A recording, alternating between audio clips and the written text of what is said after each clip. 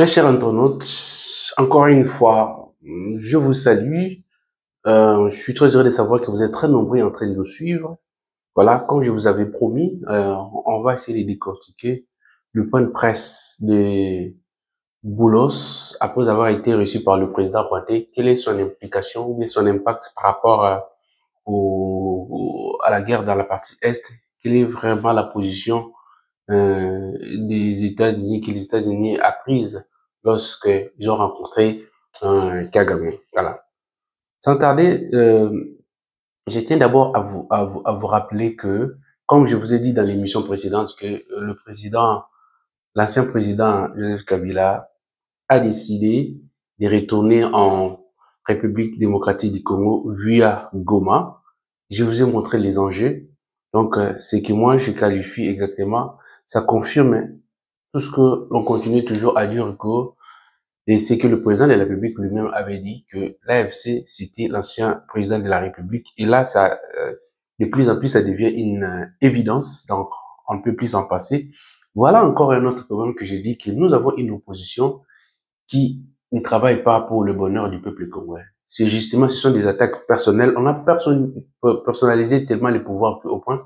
Le fait d'haïr quelqu'un, Tshisekedi, pousse à certains opposants qui devraient faire le travail pour le peuple, mais ils vont aller soutenir celui qui est en opposition ou bien qui est contre Tshisekedi afin seulement de nuire à Tshisekedi, non pas pour aider les pays à aller de l'avant.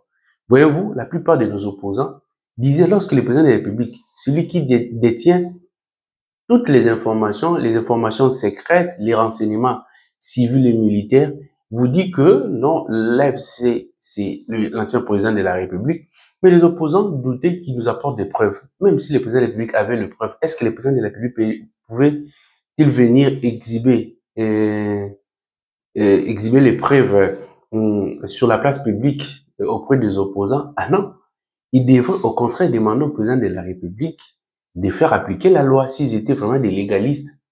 Faire appliquer la loi parce qu'on ne peut pas comprendre que quelqu'un qui veut déstabiliser les pays alors qu'il est un ancien président de la République, mais aussi et surtout quelqu'un qui est sénateur à vie, qui devait être aux côtés des institutions légalement et légitimement établies, aller du côté des rebelles. Cela prouve que vraiment nos politiciens ne sont là que travailler coûte que coûte pour leurs intérêts individuels, puisque là il y a eu des morts d'hommes. Les gens sont morts à Sake, sont morts à Bunagana, à Goma, à Bukavu. Tout ça pour le pouvoir, non pas pour le peuple. Les accusations portées contre le président Tshisekedi comme quoi il ne respecterait pas les règles démocratiques, je pense que, en toute honnêteté, là, ce sont que des simples discours parce que s'il faut voir tous les parcours qu'a passé la République du Congo, moi je pense qu'on ne peut pas qualifier les pouvoirs soudains, le régime de Tshisekedi des régimes dictatoriaux. Si vraiment on est sérieux envers nous-mêmes, on peut pas les dire. Oui, on peut beau critiquer les présidents Tshisekedi, mais pas à ces points-là et jusqu'à tel point que vous acceptez d'aller prendre des armes tuant des Congolais pour venir soi-disant libérer les Congolais. On peut pas parler de la libération contre un régime de Tshisekedi qui a été élu démocratiquement. Je pense que vraiment c'est regrettable pour notre opposition. Donc, on est très en train d'analyser, de vous dire qu'on va analyser les discours de Bolos. Sur les discours de Bolos, très cher internaute, c'est que nous avons retenu dans son point de presse après avoir été reçu par le président Kagame. Donc, nous avons resté que, vous devez savoir que Boulos, en tant que conseiller principal, il vient en tant que diplomate parce qu'il a été nommé non pas seulement pour le problème de l'Est, mais pour la région des Grands Lacs, mais aussi pour le Moyen-Orient. Et lorsqu'il arrive là, il va arriver avec les discours diplomatiques. Mais un diplomate, lorsqu'il part, on décrypte entre les lignes pour comprendre exactement quelle est leur position. Dans le point de presse qu'il a tenu devant la presse après la rencontre avec le président Paul Kagame, c'est que je vais retenir et puis je vais vous donner la conclusion. En fait, c'est quelle est leur position. Donc, clairement, ils ont dit ceci. Ils parlent de la situation, la situation du Rwanda, qu'ils veulent la paix dans la région des Grands Lacs. Il a parlé de la souveraineté des États dans la région. Et il a parlé aussi de la position du Rwanda qui veut se positionner comme étant leader dans, dans la région et qu'il dispose déjà des entreprises américaines qui y travaillent là-bas et à travailler, qu'ils ont discuté avec le président rwandais pour faciliter l'établissement de la paix en République démocratique du Congo et qu'il a rappelé aussi qu'il a rencontré le président Tshisekedi pour ces faits. De l'analyse de tout ce qui vient de se passer ici, il est à retenir très clairement que il n'y a pas un deal. Le seul deal qui existe, c'est le deal entre la République démocratique du Congo et les États-Unis. Et que ce deal-là est vraiment effectif. Et effectif. Et par la demande du respect des souverainetés de chaque État de la région, c'est une façon pour Boulos de dire que vous devrez aussi respecter l'intégrité territoriale de la République du Congo et de sa souveraineté. Ce qui signifie que non, si vous voulez avoir des minéraux de la République du Congo dans le cadre régional, il faut nouer des accords de partenariat, comme nous sommes en train de signer des partenariats avec vous. Parce que les États-Unis peuvent aussi venir que non, je vais m'imposer au Rwanda pour prendre des richesses. Mais il vous dit, voilà, nous sommes prêts pour travailler en partenariat avec le Rwanda. Il dispose déjà des entreprises américaines sur son sol. Ils veulent se positionner comme étant leader dans la région. Alors, pour qu'il y ait fluidité des affaires dans la région des Grands Lacs, il faut qu'il y ait la paix. Et la paix se passe par le respect de l'intégrité territoriale et de la souveraineté de chaque État. Donc, pour nous, c'est une position qui nous avantage. Pourquoi justement, ce que nous voulons, c'est-à-dire que le respect de notre souveraineté et de l'intégrité de notre territoire.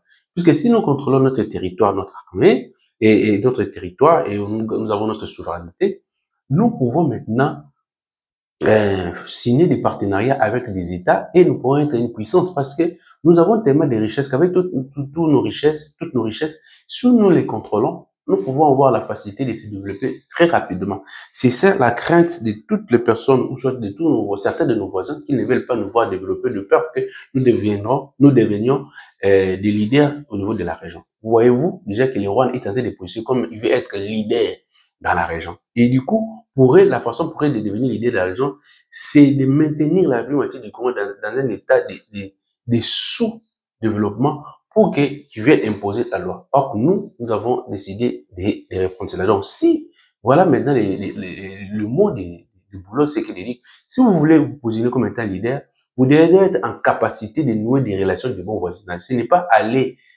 agresser de d'autres États pour que vous puissiez tirer profit de leur. Nous sommes des hommes de paix. Le président Trump est un homme de paix, il veut la paix. Donc, si vous voulez vous positionner comme étant des grands, vous devez utiliser des moyens de paix, des voies de paix pour pouvoir trouver l'intérêt de tout ce que vous voulez être. Et voilà ce que Boulos leur demande. Maintenant, qu'est-ce qui cache tous ces discours-là? Ce qui se cache derrière là-bas, c'est très clairement que nous devons savoir, c'est que nous devons être en mesure de nous positionner sur le plan interne en position de force face à nos rebelles. Voyez-vous, Kagame, voyant que tout va dans le sens de la paix dans la région, or, avec la paix, Kagame ne peut plus venir en Congo en toute liberté pour exploiter comme il veut presque gratuitement. Il va falloir pour Kagame maintenant de commencer à chercher à négocier ses partenariats, ce qu'il lui ne veut pas. Alors, pour chercher à pérenniser cela, il cherche maintenant à nationaliser la rébellion qui est dans la partie Est. Donc, c'est pourquoi le président l'ancien président de la République du Congo, Joseph Kabila, veut retourner au pays, maintenant pour légitimer, parce que, d'après les indiscrétions, plusieurs agents des médias annoncent là que, c'est-à-dire que c'était une décision, une demande formelle du président Kagame. Si vous voulez que je vous soutienne, président Kabila, tout le monde qui sont dans la main, vous devez vous démasquer, vous devez vous afficher très clairement que c'est nous qui sommes les responsables de ces groupes rebelles, comme ça je pourrais vous appeler. Donc, c'est une façon de chercher à, à nationaliser la rébellion, le conflit dans l'Est.